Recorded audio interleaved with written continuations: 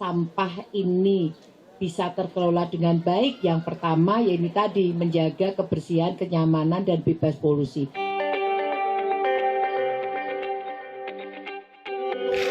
Duh, banyak banget. Kenapa bro? Pusing nih, revisi banyak banget dari dosen. Oh itu mandi dulu, jangan stres. Ya boleh. Ya jatuh.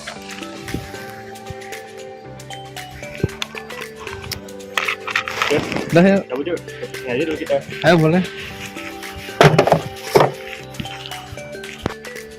Randy dan Ejar sudah membuang sampah pada tempatnya. Tapi tahu nggak sih kalau mereka masih keliru? Yaps, mereka membuang 2 jenis sampah ke dalam satu tempat sampah yang sama. Dan hal seperti itu dapat mengurangi potensi yang dimiliki oleh sampah. Sehingga Departemen Teknik Lingkungan Universitas Diponegoro sudah mulai menerapkan sistem pemilahan dan pembuangan sampah yang terintegrasi, termasuk sampah organik. Saat ini, Departemen Teknik Lingkungan sudah disediakan tempat khusus di beberapa titik untuk membuang sampah non-organik. Ada bank botol, bank kertas, dan bank kardus.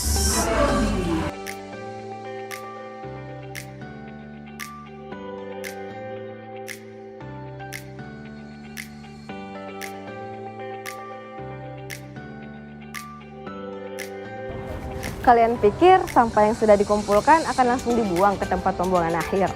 Tentu saja tidak.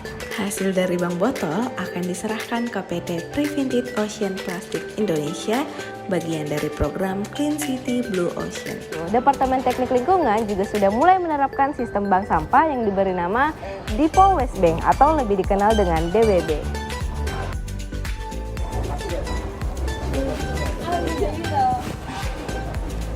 Nah, di Depo Waste Bank ini kalian bisa daftar menjadi nasabah dan menukarkan sampah yang sudah kalian pilah menjadi tabungan uang. Sampah yang sudah dikonversi menjadi uang dapat diambil langsung atau didonasikan oleh nasabah secara tunai maupun pemindahan bukuan.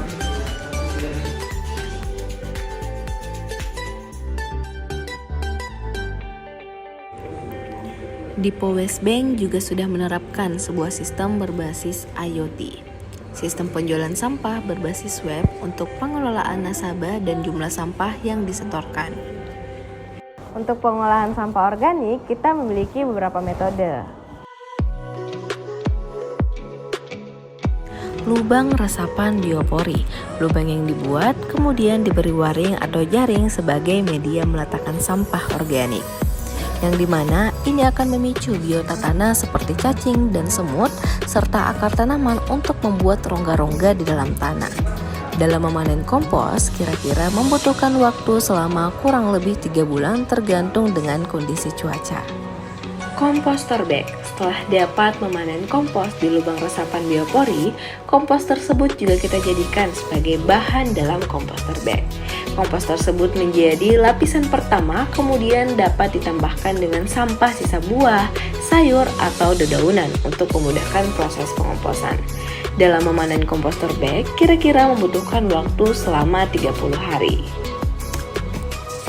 Takakura dengan media keranjang untuk menjaga kelembapan.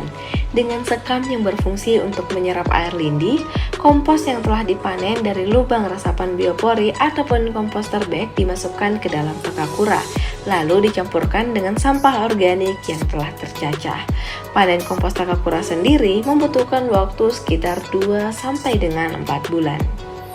Maggot memiliki kemampuan yang luar biasa dalam mengurai sampah organik, sehingga mini BSF juga dikelola di teknik lingkungan. Sampah yang diperoleh dari kantin atau sisa makanan dicampurkan dan difermentasi untuk pakan maggot, dan maggot ini digunakan sebagai pakan lele. Memilah sampah sudah menjadi kultur mahasiswa Departemen Teknik Lingkungan Universitas Diponegoro.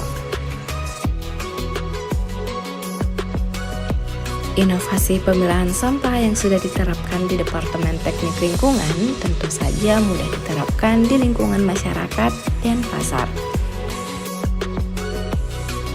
Tidak hanya inovasi sampah organik dan non-organik, untuk menuju zero waste, Teknik Lingkungan juga menerapkan inovasi lainnya seperti IPAL dan Trashboom. Lingkungan bersih dan sehat dimulai dari kita. 「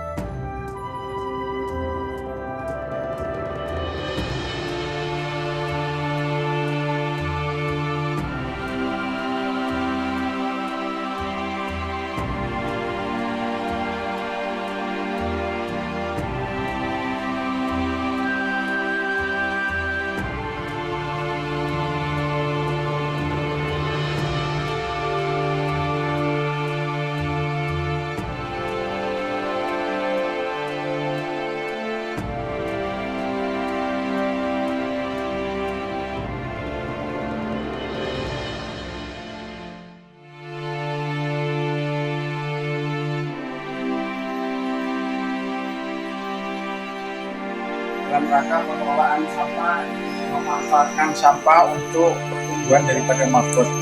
Yang dalam hal ini ada ini. Di samping itu juga untuk maggot ini juga digunakan untuk makanan lele ya. Iya benar. Makanan lele di dalam ya.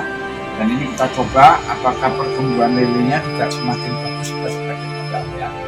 Kemudian kita juga melakukan inovasi lagi berkaitan dengan pertumbuhan